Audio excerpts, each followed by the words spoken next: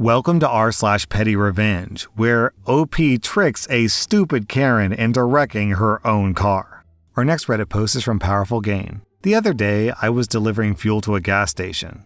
This station was set up where the tank access lids are right by the parking spots. For me to be in a position to dump fuel, I need to block all the parking spots in front of the building. There's usually one or two cars in the way, and I can usually patiently wait until I'm clear to pull in. If it's a busy time of the day, I put cones up as cars leave to prevent anyone else from pulling up until I've moved into position. But this time, a lady in a Tesla absolutely could not handle parking 50 feet away, and she just had to move my cone to park right in front of the door. I hopped out of my truck and went inside to ask her to move so I could deliver the gas, and she told me, "Get bent, you can wait until I'm done here." So, I pulled my truck in behind her car with about 2 inches to spare between my truck axles and her bumper. I set my brake and began hooking up hoses to unload the gas. Since I couldn't park in the ideal position, I had to use a hole that was more narrow but longer, which limited my flow rate by about 33%. No sooner than 5 seconds after I've opened my valve to start the fuel delivery, this woman comes out screaming that she's in a hurry, and I need to move the truck before she calls the cops for harassment. I told her, "Get bent, you can wait until I'm done here." She asked me how long it would take. I told her that normally it would be about 45 minutes, but since I had to use my smaller hose, it'd be about an hour 15 minutes. She stormed off and got in her car and called the cops. About 10 minutes later, 2 cops arrive and ask what the problem is. She wants me arrested for harassment. The gas station employee sides with me, saying the woman was rude and belligerent, and I'm just here to do my job. The cops tell her that she's just gonna have to wait, and they leave. I took my sweet time unloading and doing my paperwork. All total, she waited an hour and a half before I moved my truck and left. As I was waiting to pull out of the parking lot, she zoomed around me and pulled out into the street, directly into the path of oncoming traffic. She was T-boned by a lifted pickup with heavy-duty cattle guard bumper. Her Tesla was totaled, and the pickup was completely unscathed. She wasn't injured, but I almost had an asthma attack from laughing so hard.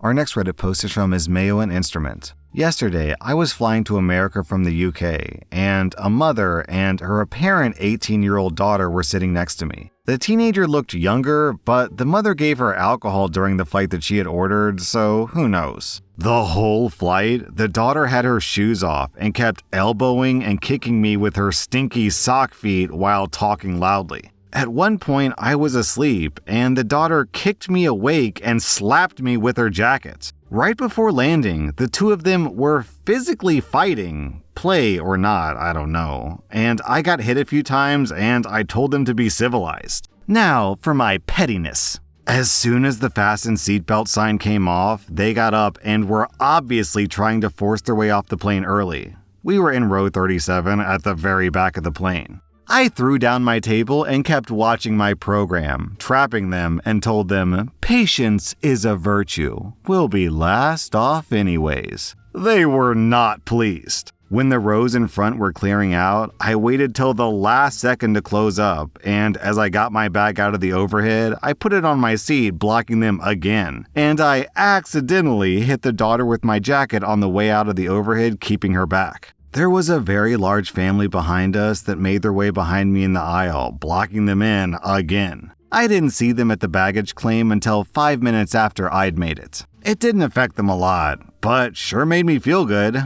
It's the little things in life. Our next Reddit post is from Compile Commit. So this happened to my cousin 2 months ago. He was flying from Ahmedabad to Kolkata on Indigo Airlines. Since he's tall, I made sure to book him an exit row aisle seat well in advance, and I even paid extra for it. Fast forward to the day of the flight. He boards, finds his row, and he sees someone sitting right in his seat. The entire row is filled, but there's clearly been a seat snatcher situation. Undeterred, he approaches this Karen. "Excuse me, I believe that's my seat." She barely glances up.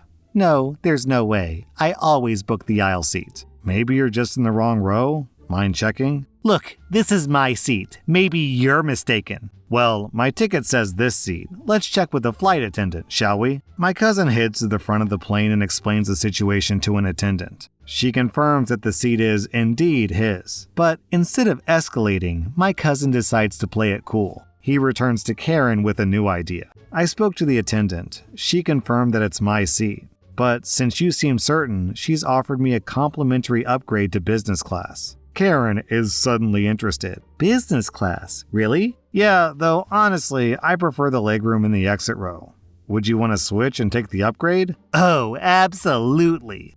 Great. Just go to the front and let the attendant know that you're taking the business class upgrade meant for the passenger in 13C, and she'll get you all set. Karen hops up immediately, smugly grabs her bags, and struts to the front. My cousin finally takes his rightful seat, and as he chats with the other passengers, they reveal they've been irritated by Karen's antics too. He shows them his boarding pass, confirming he's exactly where he's supposed to be. The twist? This particular Indigo flight didn't even have business class seats. My cousin knew that. So when Karen confidently asks the flight attendant for her upgrade, the attendant just looks at her in total confusion. Realizing something's off, Karen storms back, visibly irritated, and confronts my cousin. Excuse me, you said there was an upgrade to business class. Huh? Are you talking to me? Obviously, you told me to go up there and ask for a business class seat. Why would I do that? Because I was,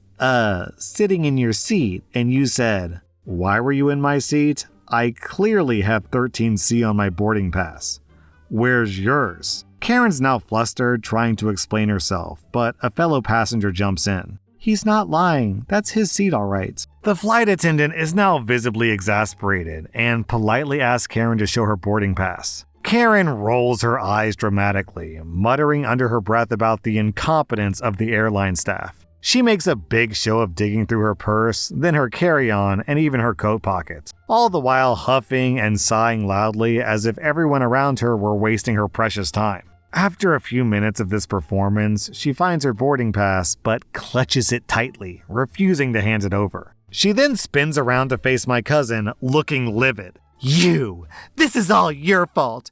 First you try to steal my seat, and now you're embarrassing me in front of the entire plane. The flight attendant says, Ma'am, please just show me the boarding pass so we can sort this out quickly. Do you know how much I fly? How often I choose aisle seats because I need them? But today I have to deal with some random guy who thinks he can just barge in and claim my seat. Her voice is growing louder, and passengers around them are beginning to shift uncomfortably. By now, Karen's frustration has transformed into a full-blown rant, complete with finger-pointing and accusations. She goes after everyone, the airline for hiring incompetent staff, the attendants for not knowing anything, and my cousin who she calls a liar and a cheat. The flight attendant attempts to calm her down, reminding her that they're causing a delay. But Karen is relentless, her voice escalating with every second that passes. She accuses the airline of disrespecting loyal passengers and shouts that she'll file a complaint so big they'll lose their jobs. By now, nearly 20 minutes have gone by, and passengers around her are beginning to sigh and check their watches. Eventually, the captain is informed of the situation and comes over to assess the problem. Ma'am, we need you to show your boarding pass right now, or I'm going to have to ask you to leave the plane. Karen is shocked. Her face flushes as she realizes that her show isn't working. She finally hands over the boarding pass to the captain, who glances at it and then looks back at her with raised eyebrow. Ma'am, this says 22B. Your seat is 9 rows back, and it's a middle seat. There's a stunned silence as Karen's face goes pale. She tries one last-ditch excuse. It's so unfair. I'm under a lot of stress, and I just can't sit in the middle seat. I need an upgrade for this horrible experience. Ma'am, either go to your assigned seat, or you'll need to deboard. Defeated, Karen finally gathers her things, her face burning red with embarrassment as she walks down the aisle towards her actual seat in 22B. Along the way, she keeps muttering curses under her breath, shooting daggers back at my cousin and the flight crew. Meanwhile, my cousin settles back into his rightful seat, and the flight finally prepares for takeoff. Our next Reddit post is from Demonic Cheetah. I've worked in software sales for the bulk of my career. About 10 years ago, my company was hosting its annual user conference in Las Vegas. As a sales guy, I pretty much had carte blanche on expenses as long as it involved clients. Expensive dinners, drinks, tables at clubs, etc. The only unbreakable rule was that we couldn't pay for strippers. Having been in the industry long enough, I realized what guys would do to get around this. It was common for them to explain this to a manager at a strip club, and then they would have the girls' tips added to the bottle service. Even with that loophole, I never thought that it was a good idea to play that game, nor did I think it was a good idea to go to strip club with clients. It was never a good look in my mind. I was roughly 27 at the time, and one of the older guys, Jim, in his 40s, was the typical sleazy sales guy. He would tell half-truths to prospects, overcharge them, oversell them, etc. He was the type that creates a hassle for the services and implementation teams, but he still got paid, so he didn't care. And when he got to Vegas, Jim would go crazy entertaining clients and himself. Sometimes he would go to dinner by himself, but say some senior VP was with him, and he also abused the stripper loophole. One of the reasons why he tried to get people to go to the strip club with him each night was that he had a very conservative wife. She made their kids go to a local Christian school, and the family went to church every Sunday. She hated the annual trips to Vegas, to the point that he would tell stories that he wasn't allowed to bring his suitcase in the house. He had to leave it in the garage where the laundry room was, and she would wash his clothes and then sanitize the washing machine. On the last night of the conference, he organized a shuttle from one of the big strip clubs to pick up a group. There were some open seats that he was trying to fill to meet the minimum commitment for free entry to the club. Jim saw me speaking to a client and invited us, but I declined. He started mocking me about being scared of pretty ladies, or that I would probably nut the first time one of them touched me. This would have normally not bothered me, but he did this in front of my client. I stated, I don't want to go because I don't think it's professional. He left, I bought my client another round, and we joked about the douchebag. Then I was on my own, and I decided to walk the strip a bit and head to bed early due to an early morning flight. If you've ever been to Vegas, there are people on the sidewalk handing out cards that are essentially ads for escorts. They legally can't speak to you, so they slap the cards in your hand to get your attention.